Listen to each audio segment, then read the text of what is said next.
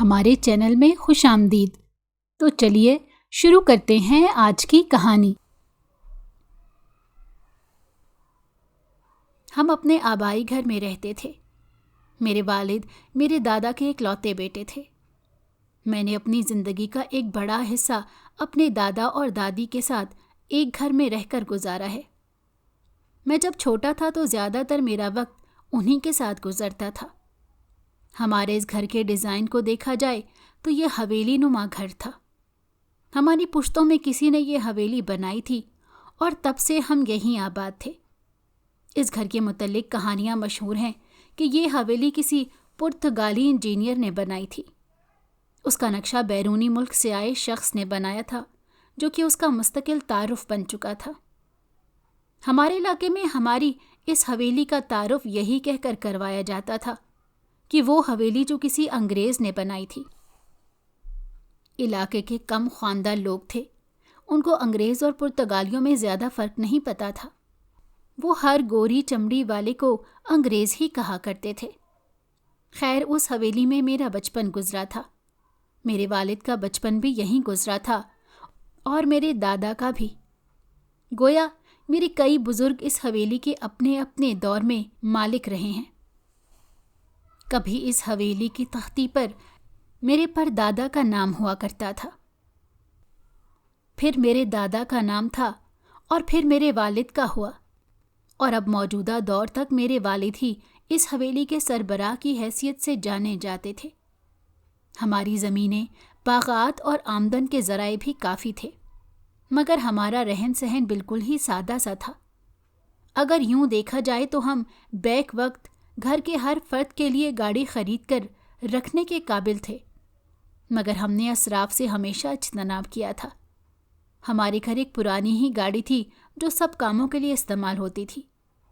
میرے دادا نے زمانے کے بدلتے رنگ دیکھے تو بہت بار میرے والد کو کہا کہ اب رہن سہن کو کچھ بہتر کر دیا جائے، مگر میرے والد بھی انکساری کے ساتھ زندگی گزارنے کو پسند کرتے تھے۔ مجھے کچھ یاد ہے کہ مجھے دادا اپنی پیٹھ پر بٹھا کر زمینوں کی طرف لے جایا کرتے تھے۔ یہاں سے لے کر ان درختوں تک ہماری زمین ہے، اسے ہم ہر سال اپنے استعمال کا اجناس پیدا کرتے ہیں۔ وہاں سے آگے جو باغات ہیں ان کو ہم منڈیوں میں بیچ کر اپنا روزگار زندگی چلاتے ہیں۔ دادا مجھے وہ باتیں بتا رہے تھے جو میری سوچوں سے بہت بڑی تھیں۔ میں ان کی بات سن کر بس سر ہلاتا رہ جاتا تھا۔ دادا عموماً ٹیوب ویل کے کمرے میں جا کر بیٹھا کرتے تھے۔ وہاں پر کریم بخش ہوا کرتا تھا جو دادا کے لیے لکڑیوں پر اچھی سی چائے بنایا کرتا تھا۔ میری یادداشت میں یہ سب باتیں اس لیے نقش تھیں کیونکہ ہر دوسرے یا تیسرے دن ہمارا یہی معمول ہوا کرتا تھا۔ یہ سلسلہ کچھ عرصے چلتا رہا، پھر ایک ایک کر کے دادا اور دادی اس دنیا سے رخصت ہو گئے۔ اس وقت ہمارے لیے یہ حادثہ غم کا سما تھا۔ میں بہت چھوٹا تھا، مجھے اتنا سمجھ نہیں آیا تھا، مگر مجھے گھر میں یہی بتایا گیا تھا کہ دادا ابو عمرے پر گئے ہیں، وہ جلد واپس آئیں گے۔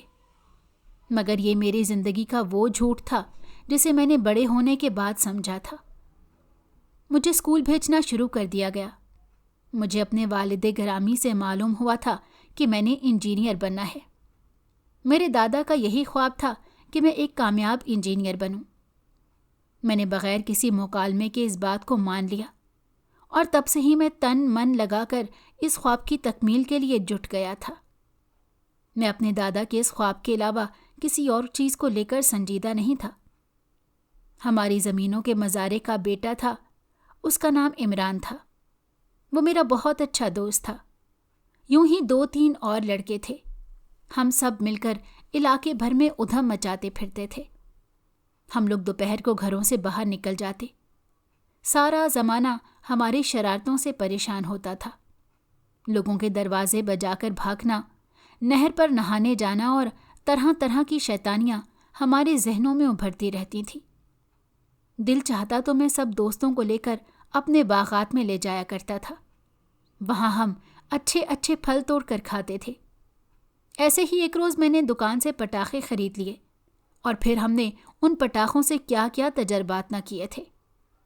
اول تو ہم نے پٹاخے جلا کر سارے علاقے میں اپنی اس نئی شرارت سے لوگوں کو پریشان کیا تھا۔ اس کے بعد ہم پٹاخوں کو جلا کر اس پر ٹین کا ڈبہ یا کوئی گلاس یا برتن رکھ لیتے تھے۔ وہ پٹاخے کے پھٹنے سے ہوا میں بلند ہو جایا کرتا تھا۔ اس روز ہمیں شرارتیں کر کے کافی مزہ آیا تھا، کیونکہ آج ہم نے انوکھی شرارتیں کی تھیں۔ اس روز شام کو گھر آتے آتے عمران نے مجھ سے پٹاخے لیے اور جلا کر ایک گھر میں پھینک دیے تھے۔ اس کا ایسا کرنا تھا کہ ہم لوگ سب فوراً اپنے اپنے گھروں کو بھاگ گئے، مگر ٹھیک آدھے گھنٹے بعد حویلی میں اس مکان میں رہنے والا شخص شکایت لگانے آ گیا تھا۔ دیکھو جی، آپ کے بیٹے نے ہمارا جینا حرام کیا ہوا ہے۔ یہ اپنے تمام دوستوں کے ساتھ آیا اور میرے گھر میں اس نے پٹاخے پھینکے۔ میرے گھر میں میری بوڑھی ماں ہے اور وہ بیمار ہے۔ اس کو ڈرایا ان لوگوں نے۔ خدا نخواستہ کچھ ہو جاتا انہیں تو کون ذمہ دار تھا؟ اس شخص نے میرے والد گرامی کو خوب باتیں سنائیں۔ میں دروازے کے پیچھے کھڑا اس شخص کی آواز سن رہا تھا۔ میں تھوڑا بہت سہم بھی گیا تھا کہ آج میری خیر نہیں تھی۔ میں اسے بلاتا ہوں۔ والد صاحب نے مجھے بلایا اور اس شخص کے سامنے مجھ سے اعترافات کروائے تھے۔ میں نے بھی سیدھا سیدھا عمران کا نام لے لیا، جس کے بعد ہم سب قافلے کی شکل میں عمران کے گھر چلے گئے تھے۔ عمران کو بلایا گیا اور چونکہ میرے والد گرامی ہم لوگوں کے لیے ایک بڑے اور معزز شخص کی حیثیت رکھتے تھے، لہٰذا انہوں نے اس شخص کے سامنے ہمیں تھپڑ مارے اور اس شخص سے معذرت کی۔ اس کے بعد سزا کے طور پر کچھ دن کے لیے ہمارا باہر آنا جانا بھی بند ہو گیا تھا۔ ہم پر کڑی پابندی لگ چکی تھی۔ میرے والد نے میرا گھر سے باہر نکلنا سختی سے بند کر دیا تھا۔ میرا عمران سے میل ملاپ بھی بند ہو چکا تھا۔ جہاں ایک طرف مجھ پر اس قدر سختی کی گئی تھی، تو وہیں دوسری طرف میرے ابو نے عمران کے والد کو بھی اچھے سے تنبیہ کر دی تھی کہ وہ بالکل اسے اپنے سے الگ نہ کریں، ورنہ ہمارے اکٹھے ہوتے ہی کوئی نئی واردات ہو جائے گی۔ گھر میں بیٹھ بیٹھ کر میں تنگ پڑ گیا تھا، اور خدا کا کرنا کہ رمضان کے مہینے کی آمد تھی۔ ہم خوش تھے کہ رمضان کا بابرکت مہینہ آ رہا تھا۔ ہم پر لگی ہوئی پابندیوں میں نرمی آ جائے گی، کیونکہ رمضان میں ہم سب کی مصروفیات بڑھ جایا کرتی تھیں اور معمولات زندگی بھی کچھ حد تک تبدیل ہو جاتے تھے۔ کچھ ہی دن میں میرے والد گرامی اپنے کاموں میں لگ گئے تھے۔ ان کے عموماً کورٹ کچہری کے معاملات ہوتے تھے، لہٰذا وہ مصروف رہا کرتے تھے۔ اس واسطے انہیں شہر بھی بار بار جانا پڑتا تھا، اسی لیے میری نگرانی بھی کم ہوا کرتی تھی۔ رمضان کے مہینے کے ساتھ ہی ہم نے مساجد کا رخ کر لیا تھا۔ پہلا ہی دن تھا کہ تراویح کے وقت نمازیوں کے پیچھے ہم بچوں کی صف بنی ہوئی تھی۔ میں، عمران اور میرے 2 اور دوست، ہم سب ساتھ ساتھ کھڑے تھے۔ اتنے میں دوسری طرف کی آبادی کے ایک شرارتی لڑکے نے عمران کو سجدے کی حالت میں ٹانگوں سے کھینچ کر صف سے باہر نکال دیا۔ ہم سب نے بھی اپنی اپنی نماز وہیں توڑ دی اور اس لڑکے کو پکڑ کر وضو خانے کی جانب لے گئے۔ وہاں ہم نے اس کی خوب پولیس کی طرح ریمانڈ میں لے کر خاطر مدارت کی۔ اسے پانی کے چھپاکے مارے، پھر اسے ہم نے ایک طرف باندھ دیا۔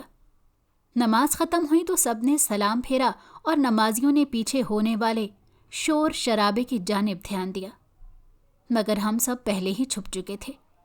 اگلے دن ہم پھر تراویح میں کھڑے تھے کہ وہی لڑکا باقی 4-5 لڑکوں کے ساتھ آیا اور انہوں نے پہلے ہم پر پانی پھینکا۔ دوبارہ سے یہاں عالمی جنگ چھڑ چکی تھی۔ میں اور میرے دوست مسجد سے باہر نکل گئے تھے۔ وہ سب چونکہ تعداد میں زیادہ تھے، ہم پر انہوں نے اتنا زیادہ پانی پھینکا تھا کہ ہم پوری طرح بھیگ چکے تھے۔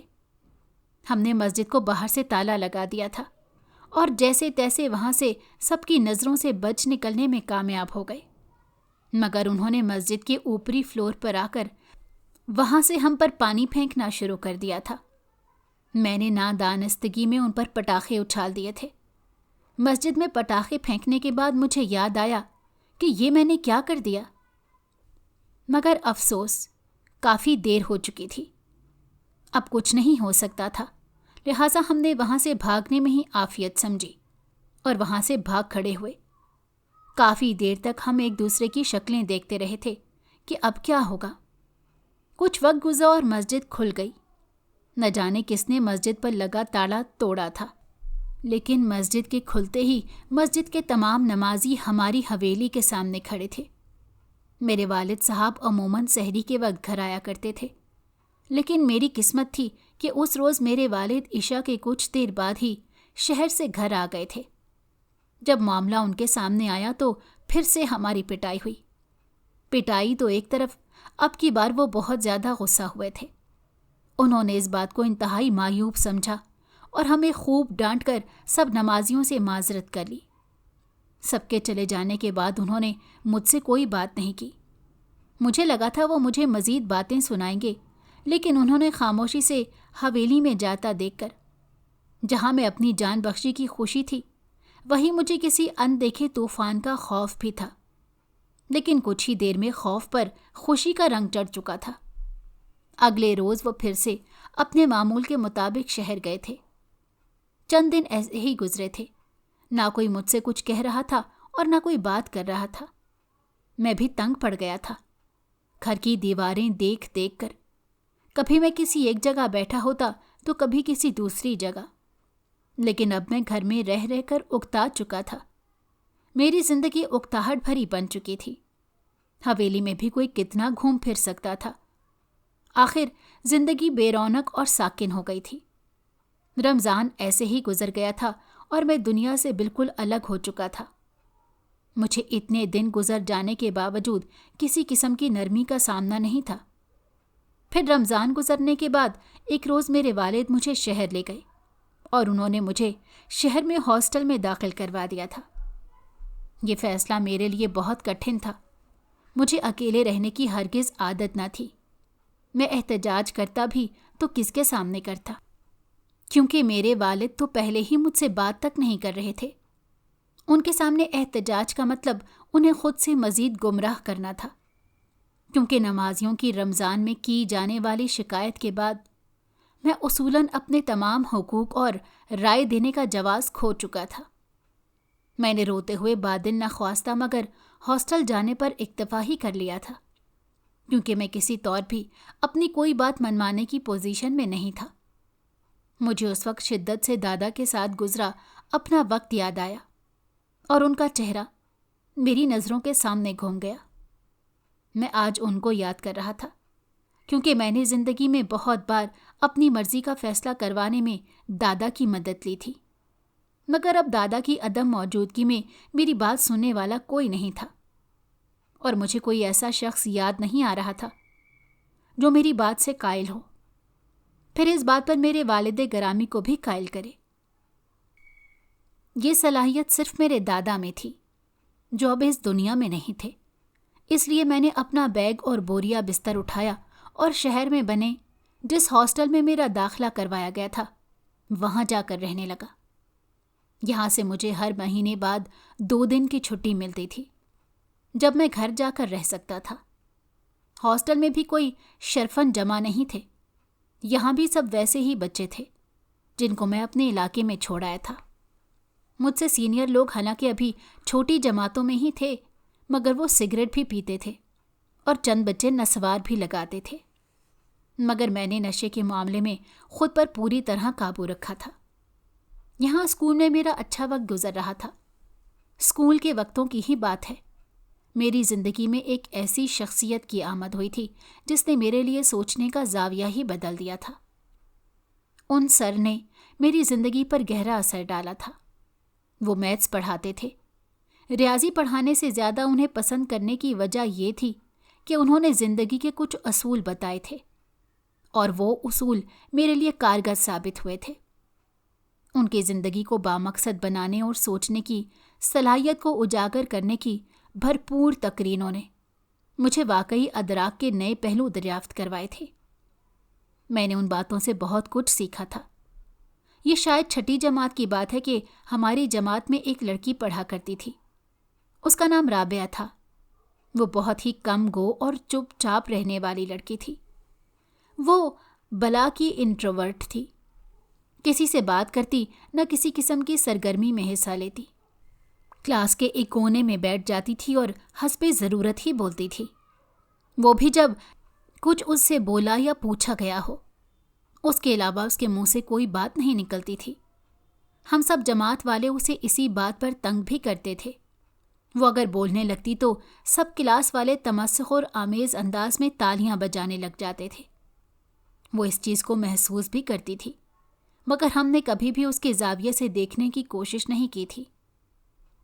एक बार हमारे स्कूल में ईद मिलन पार्टी थी, जिसमें हम सब ने तकरीबन हर क्लास टीचर से ही ये सिफारिश करवाई थी कि राबिया को भी लाजमी आने का कहें, और ऐसा ही हुआ।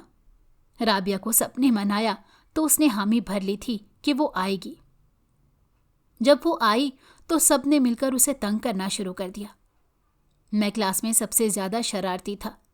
मैंने सबके बेढंगे नाम भी रखे हुए थे।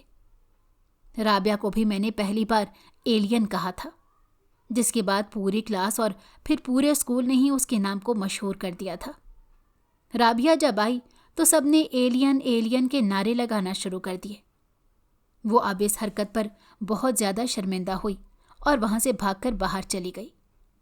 मैंने इस चीज़ को महसूस किया था कि हमें आज के दिन कम से कम उसे तंग नहीं करना चाहिए था। सब लोग अपनी मस्तियों में लगे हुए थे। मैंने जाकर उसे माजरत करना चाहिए थी। वो स्कूल की चौथी मंजिल पर जाकर अकेली बैठकर रोने लगी थी। मैंने ऊपर जाकर देखा तो वहाँ और कोई भी नहीं था। वो अकेली छत किनारे खड़ी रो रही थी। हमारे स्कूल की छत पर किसी को जाने की इजाज़त न थी, क्योंकि वहाँ बाउंड्री वॉल नहीं बनी हुई थी। लेकिन आज क्योंकि पार्टी थी, इसलिए शायद यहाँ किसी का ध्यान नहीं गया था और वो ऊपर आ गई थी। मैंने उसे देखा तो सोचा पहले जाकर उसे एकदम से आवाज़ लाकर डराता हूँ, फिर उसे माजरत कर लूँगा। फिर मैंने वही किया, लेकिन उसका बहुत बुरा नतीजा मुझे भुगतना पड़ा, जो मैंने ख्वाबों ख्यालों में भी नहीं सोचा था। मैंने उसके पास जाकर एकदम से ऊंची सी आवाज़ में उसे भौ किया था। एकदम से मेरी आवाज़ सुनकर वो संभल ना पाई और आन की आन में वो पीछे को ढलक गई थी। मेरा मुंह खुला का खुला रह गया और मैं फटी फटी नज़रों से सामने देखता ही रहा, जहां वो अभी मेरी नज़रों के सामने मौजूद थी। लेकिन अब वहां कोई न था, बल्कि वो चौथी मंजिल से नीचे गिर गई थी। मैं एकदम से सहम गया था। मैंने आगे को झुककर नहीं देखा था, बल्कि सीढ़ियों से नीचे भागकर उतरने लगा था। मैं जब नीचे पहुंचा, वहां सब लोग जमा हो चुके थे। बात प्रिंसिपल ऑफिस तक चली गई थी। लोगों में तरह तरह की चेमगोइयां होने लगी थी। किसी ने कहा कि राबिया के साथ असरात थे। कोई क्या कहता तो कोई क्या। गर्ज ये कि जितने मुंह उतनी बातें। मगर सबसे ज़्यादा जो बात मकबूल थी वो ये कि स्कूल की इमारत की चौथी मंजिल पर जिन्नात हैं। इस बात को सब ने मान लिया था और स्कूल में खौफो हरास का माहौल बन गया था। स्कूल ने इस वाक़ये पर अपने स्कूल की साख बचाने के लिए ये मौक़िफ़ अपनाया था कि लड़की ने खुदकुशी की है। राबिया का कोई सरपरस्त भी नहीं था जो कानूनी कार्रवाई करता और सच्चाई पता करने की कोशिश करता। लिहाजा स्कूल के अपनाए मौक़िफ़ को बआसानी सच मान लिया गया। इसलिए यह फ़ाइल जल्द ही बंद हो गई थी। इस हादसे के बाद बहुत से वालिदैन ने अपने बच्चों को जिन्नात के डर से स्कूल से निकाल लिया था। उन सब बच्चों में मैं भी शामिल था। मुझे भी मेरे वालिद ने स्कूल से निकाल लिया था और मैं बहुत खुश था कि अब मुझे वापस हवेली ले जाएंगे।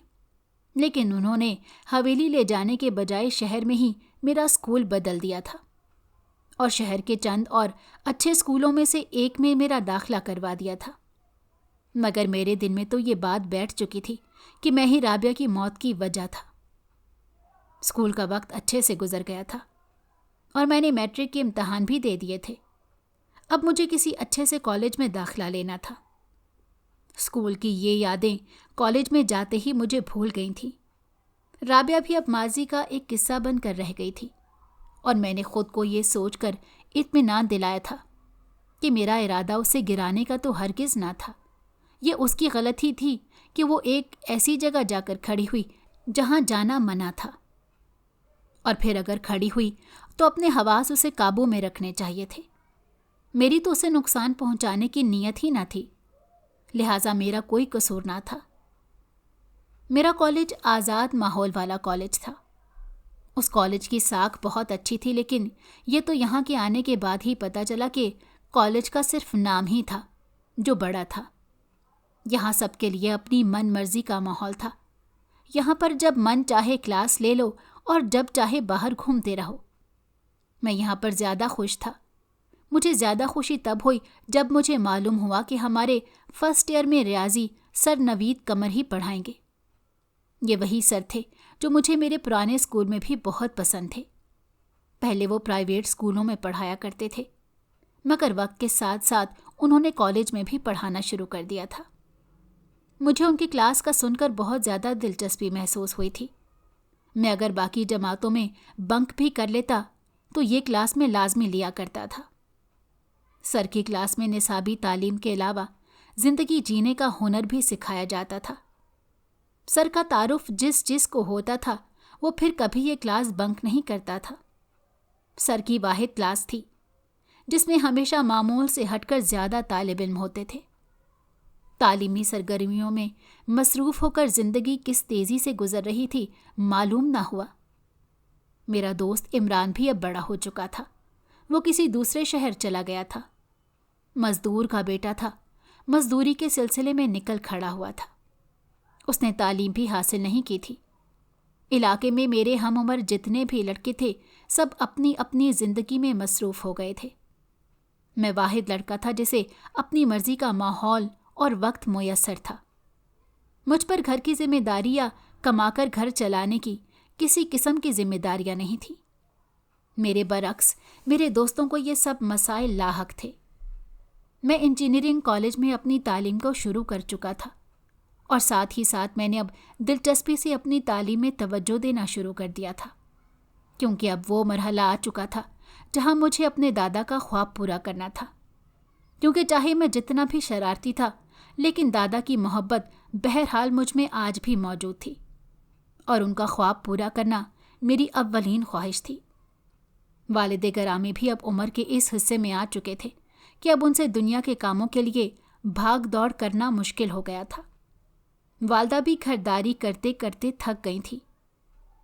اے بیٹا، تو شادی کر لے، اب مجھ سے یہ چولہے کے آگے جلنا اور نہیں ہوتا۔ تیری بیوی آئے گی تو مجھے کچھ سکھ ہوگا، والدہ نے مجھے مخاطب کر کے کہا تھا۔ مجھے ابھی پڑھنا ہے، میں کیسے اپنی تعلیم کے بیچ میں شادی کر کے بیٹھ جاؤں؟ میں نے یکسر ان کی اس بات کو ٹھکرا دیا تھا۔ ٹھیک ہی کہتی ہے تیری والدہ، شادی کر لے، ہمیں بھی اپنے پوتے پوتیوں سے کھیلنے کا موقع ملے۔ والد نے بھی اماں کی حمایت کی تھی۔ میں اپنی تعلیم کا حرج نہیں چاہتا، میں بس اپنی تعلیم پر توجہ دینا چاہتا ہوں۔ میں نے 2 ٹوک فیصلہ سنا کر معاملہ رفع دفع کر دیا تھا۔ اس کے بعد اس پر مزید بحث نہ ہوئی تھی۔ میری تعلیم کا سلسلہ چلتا رہا اور پھر میں نے وہ دن بھی دیکھا کہ میری تعلیم مکمل ہو چکی تھی۔ مجھے اب وہ ڈگری مل گئی تھی جس کے لیے مجھے بچپن سے ہی شاید تیار کر لیا گیا تھا۔ میرے دادا نے جو خواب دیکھا تھا اور میرے کندھوں پر ڈالا تھا وہ آج میں نے پورا کر دیا تھا۔ میرے گھر والے بہت خوش ہوئے تھے جب میں نے ڈگری وصول کی تھی۔ میرے والدین نے مجھے فخریہ نظروں سے دیکھا تھا۔ میرے لیے اس سے بڑھ کر دنیا میں اور کوئی خوشی کی بات نہیں تھی۔ میری خوشیاں زیادہ دیر پا نہیں تھی۔ چند ہی دنوں بعد والد کی طبیعت خراب ہوئی اور انہیں اسپتال میں ایڈمٹ کر دیا گیا۔ بتایا گیا کہ انہیں سنگین درجے کی بیماری لاحق تھی۔ خدا نے مجھ پر اتنی بڑی آزمائش ڈالنی تھی کہ میرے والد کی رحلت کے بعد سارے کاموں کا بوجھ میرے کندھوں پر آ گیا۔ میں ان سب چیزوں کے لیے تیار نہ تھا، کیونکہ میں نے زندگی بھر کسی اور چیز کی تیاری کی تھی۔ میں نے اسکولوں کالجوں میں معماری کی تعلیم حاصل کی تھی۔ مجھے زمینوں اور زراعت سے کوئی شغف نہیں تھا۔ مجھے تو اچھی طرح یہ بھی معلوم نہیں تھا ہمارے پاس مکمل طور پر کیا کیا اثاثے تھے۔ جو کام چل رہے تھے وہ بدستور ایسے ہی چلتے رہے۔ میں نے علاقے میں رہنے والے اپنے اکلوتے پھپھا جی کو کام کی تمام تفصیلات جمع کرنے اور کام کو دیکھنے کا ذمہ دے دیا۔ اس طرف سے میں مطمئن ہو گیا تھا، کیونکہ وہ میرے لیے سب سے زیادہ قابل بھروسہ آدمی تھے۔ میں نے معماری کے کام میں اپنا پہلا پروجیکٹ شروع کرنے کے لیے ایک کمپنی میں نوکری کی درخواست ڈالی۔ مجھے فوراً ہی قبول کر لیا گیا کیونکہ میری نصابی کارکردگی اور میری ذہانت انتہائی غیر معمولی تھی۔ یہ کمپنی سرکاری پروجیکٹس پر کام کرتی تھی۔ کچھ ہائی وے کا کام جو انہوں نے مجھے دیا تھا، میں نے بہترین ہائی وے بنانے کے لیے کمر کس لی تھی۔ مسلسل 2 ماہ کام کرنے کے بعد میرا دماغ پوری طرح ایگزاسٹ ہو چکا تھا۔ میں نے پروجیکٹ وقت سے پہلے اور بہترین کارکردگی سے مکمل کر لیا تھا۔ پروجیکٹ قبل از وقت مکمل کرنے پر میں نے ایک تو کمپنی کی لاگت کا خرچہ بچایا تھا، جس سے کمپنی کو زیادہ منافع ہوا تھا۔ میں نے کمپنی سے 1 ہفتے کی چھٹی لے لی، جس میں میں اپنی حویلی واپس آ گیا۔ میں نے کاموں کی تفصیلات دیکھیں اور پھر مطمئن ہو گیا۔ چھٹی کے دوران بھی والدہ نے مجھے بہت بار شادی کا کہا، مگر میں ہمیشہ ٹال مٹول کر کے بات کو گول کر دیتا۔ میں ابھی شادی کے لیے سنجیدہ نہیں تھا، کیونکہ مجھے اتنی جلدی شادی کی ذمہ داری نہیں باندھنا تھی۔ مجھے ابھی اپنا پورٹ فولیو بنانا تھا۔ میں چاہتا تھا میں ملک کے صف اول کے معماروں میں شامل ہوں۔ میرا خواب تھا کہ میں اپنے کام سے پہچانا جاؤں۔ شادی کی ان باتوں کو، والدہ کی بے شمار پیشکشوں کو نظر انداز کرتے ہوئے میں دوبارہ اپنی چھٹیاں گزار کر واپس کام پر چلا گیا۔ کمپنی نے مجھے نئے کچھ پروجیکٹس بتائے، جن میں سے میں نے ایک اچھا پروجیکٹ لیا اور اپنی ٹیم بنا لی۔ اسی ٹیم کے ساتھ میں نے نئی جگہ کوچ کیا اور وہاں اپنا کام شروع کر دیا۔ کام میں میری ترقی کی میرے مینیجر بھی تعریف کرتے ہوئے نہیں تھکتے تھے۔ میں نے بہت کم وقت میں اپنی خاص جگہ بنا لی تھی۔ میرے پروجیکٹ باقی انجینئروں کے مقابلے میں جلدی مکمل ہو جاتے تھے اور میرے پروجیکٹ پر بجٹ سے بھی کم رقم صرف ہوتی تھی، جو کہ کمپنی کے لیے خوش آئند اور فائدہ مند تھا۔ اسی بنا پر مجھے بہت جلد پروموٹ کر کے گریڈ 2 کی انجینئر کے عہدے پر فائز کر لیا گیا۔ میرے لیے یہ اعزاز کی بات تھی۔ سب لوگ مجھ سے خوش تھے اور سال کے اندر اندر میں نے بہت سارا کام کیا اور میرے کام سے کمپنی کو مزید کلائنٹس بھی ملنے لگے تھے۔ مجھے ایک دن اپنے ایک کالج کا دوست ملا۔ مجھے پھر سے وہ پرانا دور یاد آ گیا۔ کالج کا زمانہ بھی کتنا اچھا تھا۔ السلام علیکم، کیا حال ہے یار؟ اس نے مجھے دور سے ہی پہچان لیا تھا اور فوراً میری جانب لبکا۔ وعلیکم السلام، الحمدللہ، ٹھیک ٹھاک، تم کیسے ہو؟ میں بھی اپنے پرانے کلاس فیلو کو دیکھ کر گرم جوشی سے اسے بغل گیر ہوا۔ میں بھی خدا کا شکر ہے صحت و تندرست ہوں۔ تم نے یہ کیا حالت بنا لی ہے؟ بہت زیادہ کمزور ہو گئے ہو۔ اس نے ایک قدم پیچھے کو ہٹ کر میرے جسم کا جائزہ لیتے ہوئے کہا تھا۔ بس یار، کچھ کام ہی ایسا ہے، دن بھر دھوپ دوڑ کرنا پڑتا ہے۔ میں نے بھی برا سا منہ بناتے ہوئے کہا۔ کیا کر رہا ہے؟ اس نے پھر سے پوچھا۔ یہیں راستے میں کھڑے ہو کر ساری باتیں کرے گا یا کہیں چل کر بیٹھیں؟ میں نے اسے ہنستے ہوئے کہا تھا۔ کچھ فاصلے پر ہی ایک ریسٹورانٹ تھا، ہم دونوں وہاں چلے گئے تھے۔ کھانے کا کچھ موڈ نہیں تھا، اس لیے ہم دونوں نے کافی منگوا لی تھی۔ وہاں پرانے وقتوں کی باتیں، یادداشتیں یاد کرنے لگے تھے۔ کالج کے ہر طالب علم کی غیر معمولی باتوں کو یاد کرتے رہے۔ ہنسی مذاق کی باتیں ہوتے ہوئے میں پھر سے اسی بات پر آ پہنچا تھا۔ سر نوید قمر کے بارے میں کچھ اطلاع ہے؟ میں نے سر کو یاد کرتے ہوئے کہا تھا۔ بس یار نہ پوچھ، اس نے تعصف آمیز لہجے میں کہا۔ کیوں؟ کیا ہوا؟ خیریت ہے؟ مجھے اس کے جواب سے الجھن ہونے لگی تھی۔ اللہ کی آزمائش ہے، ان کو فالج ہو گیا تھا، پڑھانا بھی چھوڑ دیا انہوں نے، نہ انہوں نے کبھی شادی کی، شہر سے ذرا ہٹ کر رہتے ہیں اکیلے گھر میں، یہ گھر انہوں نے اپنی سروس کے دوران بنایا تھا۔ اس نے ساری بات بتائی، مجھے بھی دکھ ہونے لگا تھا۔ یار مجھے ان کا پتہ دینا، میں ملنے جاؤں گا، تو بھی چل رہا ہے ساتھ؟ میں نے اسے بھی دریافت کیا۔ نہیں، میں تو کل نکل رہا ہوں، میں دبئی میں جاب کر رہا ہوں، بس چھٹیاں ختم ہو چکی ہیں، کل جانا ہے۔ یہ تو اتفاق ہے تم سے ملاقات ہو گئی، اب جب دوبارہ آؤں گا تو ہی ملاقات ہوگی۔ اس نے اپنی جانب سے تمام تفصیلات بتائیں۔ پھر معمول کی باتیں ہونے لگیں اور پھر وہ مجھ سے رخصت ہو گیا۔ میں بھی اپنے کام میں مصروف ہو گیا تھا۔ نئے پروجیکٹ کے باعث سر کھجانے کی بھی فرصت نہیں ملتی تھی۔ اس بار مجھے ٹیم میں بھی نئے لوگ دیے گئے تھے جن میں زیادہ تر ناتجربے کار تھے، جنہوں نے شاید اپنی زندگی میں پہلی بار کام شروع کیا تھا۔ اس لیے مجھے زیادہ وقت دینا پڑتا تھا۔ زیادہ تر کام سمجھانے میں ہی میرا وقت ضائع ہو جاتا تھا۔ پروجیکٹ کا کام تیزی سے جاری تھا۔ میرا مینیجر بھی دن میں 2 چکر لگا کر تفصیلات لیتا تھا، اس لیے میں سائٹ ایریا سے بھی کہیں جا نہیں سکتا تھا۔ کام مینیج کرنا مشکل ہو رہا تھا، اسی لیے مجھے چھٹی والے دن بھی آ کر آگے کا لائحہ عمل طے کرنا ہوتا تھا۔ جتنی ڈرائنگ اور نقشے پر روزمرہ کے حساب سے کام ہونا تھا، وہ مجھے چھٹی والے دن بنا کر رکھ لینے ہوتے تھے۔ پھر اگلے روز میں وہ کام اپنے فورمین کو سمجھا دیتا تھا۔ پھر اس کام کی شام کو پروگریس چیک کرتا تھا۔ میں یہ ساری محنت اس لیے کر رہا تھا کہ مجھے جلد از جلد سر نوید سے ملنے جانا تھا۔ دماغ کے کسی حصے میں یہ بات محفوظ تھی کہ میں جلد از جلد فراغت پالوں اور اتنی گنجائش نکال لوں کہ ایک دن کا مجھے وقفہ مل جائے، تاکہ میں تسلی سے اپنی کام کی جگہ کو چھوڑ کر جاؤں اور کام کا حرج بھی نہ ہو۔ ایک روز میں کام نپٹا کر نکل ہی گیا۔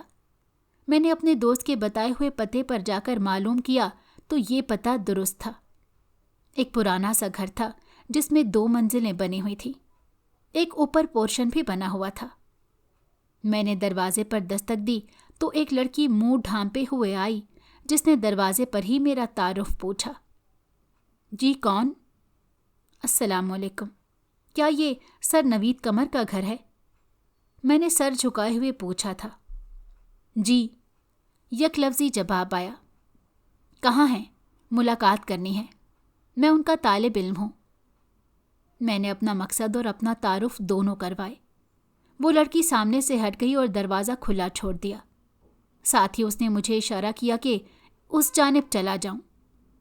میں نے جا کر سر کی حالت دیکھی۔ وہ لاغر اور بہت بیمار دیکھتے تھے۔ کچھ آگے جا کر میں نے ان کو اپنا تعارف کروایا تو وہ فوراً پہچان گئے تھے۔ میں بہت خوش تھا کہ سالوں بعد ان سے ملاقات ہو رہی تھی۔ وہ لڑکی کچھ دیر بعد چائے لے آئی تھی۔ وہ میز پر رکھ کر اوپر چھت پر چلی گئی تھی۔ یہ اوپر پورشن میں رہتی ہے تو کرائے دار، مگر میری خدمت بیٹیوں کی طرح کرتی ہے۔ خدا اس کے نصیب اچھے کرے۔ سر نے آپ اس کا تعارف کروایا۔ اس کے بعد میں نے ان سے ساری بات پوچھی، اسکول اور کالج کے دنوں کو یاد کروایا، ان کی بیماری اور علاج کے متعلق بھی پوچھا۔ کچھ دیر بعد بارش شروع ہو گئی تھی۔ میں نے دیکھا سر کے کمرے کی چھت ٹپک رہی تھی۔ میں نے دریافت کیا تو معلوم ہوا کہ بارش میں یہ چھت ایسے ہی ٹپکتی رہتی ہے۔ مجھے یہ دیکھ کر بہت دکھ ہوا۔ میں نے وہاں سے رخصت چاہی اور کام کی جگہ پہنچ کر کچھ مزدوروں کو یہ کہا کہ چھت کی مرمت کا سامان کل گاڑی میں لوڈ کر لیں، کل ہمیں کہیں جانا ہے۔ اگلی صبح میں اپنے مزدوروں کو لے کر سر کے گھر پر پہنچ گیا تھا۔ سر سے اجازت طلب کر کے میں نے مزدوروں کو کام شروع کرنے کا کہہ دیا تھا۔ وہ لڑکی بھی نیچے آ گئی تھی۔ اس لڑکی نے ہنوز منہ ڈھانپ کر رکھا ہوا تھا۔ باتوں باتوں میں صبح سے دن ہو گیا تھا اور کام بھی مکمل ہو گیا۔ میں نے اجازت طلب کی اور وہاں سے چلا گیا۔ لیکن وہاں سے نکلتے ہی میرے دل میں بہت سے خیالات جنم لینے لگے تھے۔ مجھے وہ لڑکی پراسرار معلوم ہوئی تھی۔ وہ اس قدر پردہ کیوں کرتی ہے؟ میں خود کلامی کرتا رہا، مگر میں کسی بھی حتمی جواب پر نہیں پہنچا تھا۔ میں نے طے کر لیا تھا کہ میں رات گئے واپس جاؤں گا اور اس لڑکی سے دریافت کروں گا کہ وہ کون ہے اور کہاں سے آئی ہے۔ اسی سلسلے میں اگلے دن وہاں گیا اور سارا دن وہیں بیٹھا رہا۔ وہ لڑکی خوبصورت تھی۔ اس کے کپڑوں، باتوں اور چال ڈھال سے معلوم ہوتا تھا کہ وہ پڑھی لکھی تھی۔ رات گئے میں یہیں بیٹھا رہا تھا۔ میں نے چپکے سے رات کو اوپر جا کر لڑکی کی جاسوسی کرنا چاہی تھی۔ میں نے دیکھا اس لڑکی کا چہرہ کھلا ہوا تھا۔ میرے پاؤں تلے سے زمین نکل گئی تھی۔ میں حیرت کے مارے زمین میں دھنسنے لگا تھا۔ یہ تو وہی لڑکی تھی، یہ رابعہ تھی۔ میں سکتے کے عالم میں اسے تکتا رہا۔ اس کی بھی نظریں مجھ پر پڑیں۔ میں وہاں سے نیچے بھاگتا ہوا آیا اور سر سے سارا ماجرا بیان کر دیا۔ پھر وہ لڑکی بھی نیچے آ گئی تھی۔ اس لڑکی نے مجھے ساری بات بتا دی تھی کہ رابعہ اس کی جڑواں بہن تھی جس کی حادثاتی موت ہوئی تھی۔ ان کے والدین کے ہاں 2 جڑواں بہنوں کی پیدائش پر اس کی والدہ کو اس کے والد نے طلاق دے کر گھر سے نکال دیا تھا۔ ان کی خواہش اولاد نرینہ کی تھی۔ 2 بچیوں کو پالنا اماں کے لیے مشکل ہو گیا تھا، اس لیے رابعہ کو خالہ کو دے دیا تھا۔ خالہ اولاد سے محروم تھی، ان کی اپنی اولاد نہ تھی۔ خالہ انتہائی غربت کی حالت میں زندگی گزار رہی تھی۔ ان کا شوہر بھی مر چکا تھا۔ ان کا گزر بسر شوہر کی پینشن سے ہوتا تھا، جس میں وہ اپنا اور رابعہ کا گزر بسر کر سکتی تھیں۔ اس کی یہ ساری باتیں سن کر میری آنکھوں سے آنسو ٹپک پڑے اور میں نے وہاں زندگی میں پہلی بار اپنے گناہ کا اعتراف کیا تھا۔ میں خود کو آج تک رابعہ کا قاتل سمجھتا تھا، مگر اس لڑکی نے مجھے معاف کر دیا تھا۔ میں نے اپنی کمپنی سے پروجیکٹ کے بیچ میں ہی چھٹی لے لی تھی اور اپنے گھر چلا گیا۔ میں نے تمام قصہ اپنی والدہ کو بتایا اور انہیں کہا کہ میں کیا کروں۔ تو بیٹا اس لڑکی کو در بدر بھٹکنے نہ دے اور اسے بیاہ کر گھر لے آ، شاید یہی تیرا کفارہ ہوگا۔ والدہ نے مجھے جو مشورہ دیا میں پہلے اس پر قائل نہ تھا، مگر پھر میں نے عمران اور 2 اور لوگوں سے بھی اپنے مسئلے کا پوچھا تو انہوں نے بھی وہی مشورہ دیا تھا جو والدہ نے کہا تھا۔ والدہ نے ضابطے کے مطابق رشتہ سر نوید کے ہاں بھیجا۔ 1-2 ملاقاتوں میں یہ طے ہو گیا تھا کہ وہ لوگ رشتے کے لیے مان گئے تھے۔ اس لڑکی کا بھی کوئی نہیں تھا۔ سر نوید نے ہی اس کی ولی کی حیثیت سے اس کی رخصتی کا بندوبست کیا۔ اس لڑکی نے بھی اس رشتے کو قبول کر لیا تھا۔ ہماری شادی ہو گئی اور ہم نے اپنی زندگی کی ایک نئی شروعات کی۔ اس لڑکی نے بھی بہت کٹھن وقت گزارا تھا، مگر اب اس کی زندگی میں مستقل خوشیاں آ چکی تھیں۔ میں حویلی میں نہیں رہ سکتا تھا اور سر نوید کو بھی میری بیوی اکیلا چھوڑنے پر راضی نہ تھی، لہٰذا میں نے اپنی والدہ کو منا لیا اور وہ ہمارے ساتھ شہر شفٹ ہونے پر مان گئی تھیں۔ پہلے پہل میں سر نوید کو اپنی حویلی لے آیا اور خود 6 ماہ کے لیے شہر چلا گیا، جہاں میں نے اپنی کمپنی سے کچھ قرضہ لے کر اور کچھ گاؤں کی جائیداد بیچ کر ایک بہترین گھر تعمیر کروایا، اور پھر میں اپنے گھر والوں کو وہاں لے آیا۔ میری بیوی اور میری والدہ تو اس دوران اس قدر ایک دوسرے سے مانوس ہو چکی تھی، گویا سالوں سے ایک دوسرے سے واقف ہوں۔ میں اپنی زندگی میں اب مطمئن تھا، اور جو ایک خلش دل میں موجود تھی کہ میری والدہ وہاں اکیلے رہتی ہیں، وہ بھی ختم ہو چکی تھی۔ رابعہ کے بارے میں یاد آتا تو بہت افسوس ہوتا، لیکن سب نے مجھے سمجھایا تھا کہ اس وقت میں نے جان بوجھ کر کچھ نہیں کیا تھا، اور پھر اس کی بہن بھی مجھے معاف کر چکی تھی۔ پھر بھی اپنے اطمینان کے لیے میں ہر ماہ رابعہ کی طرف سے صدقہ خیرات کرتا، اور یہ میری اس کے ساتھ کی گئی زیادتیوں کا ازالہ کرنے کی ہی ایک کوشش تھی۔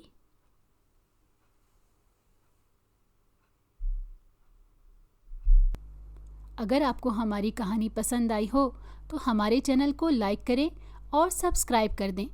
بیل نوٹیفیکیشن کو بھی آن کر دیں تاکہ ہماری آنے والی ہر مزیدار کہانی آپ کو وقت پر ملتی رہے۔